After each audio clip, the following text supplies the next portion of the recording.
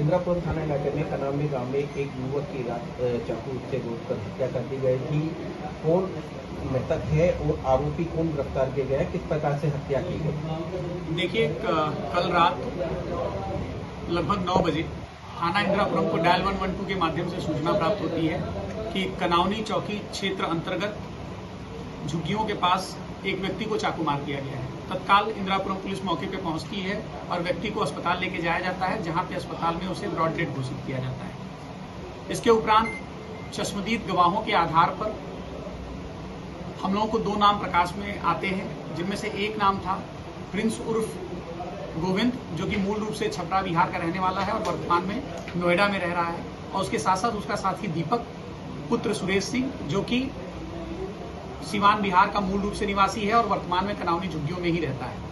पूरी घटना इस प्रकार सामने आई कि इनका मृतक परिचित था, जिसका नाम विवेक है, जो कि खुद मूल रूप से बिहार का रहने वाला है और वर्तमान में दिल्ली में गोविंदपुरी में निवास करता है।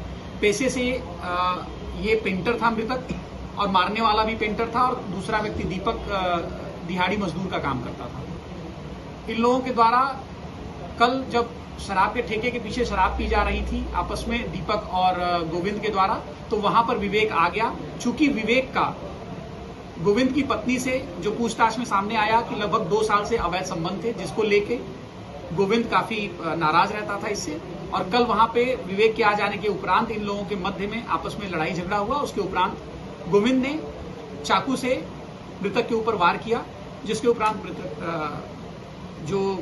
हमारा मृतक था विवेक, उसकी अस्पताल ले जाते समय मौत हो गई। सर, मृतक के बारे में कोई जानकारी मिल पाई है अभी तक कि मृतक कहाँ निवास करता है? जैसा कि मैंने आपको बताया, मृतक गोविंदपुरी दिल्ली में रहता है और मूल रूप से बिहार का रहने वाला है, और वो गाजियाबाद ही पेंटिंग करने आया करता था। सर, कितने प्रहार किए गए चाकू के, और चाकू इनके पास कहाँ से आया? वो पोस्टमार्टम रिपोर्ट के उपरांत क्लियर होगा कि एग्जैक्टली कितने प्रहार इनके ऊपर किए गए हैं।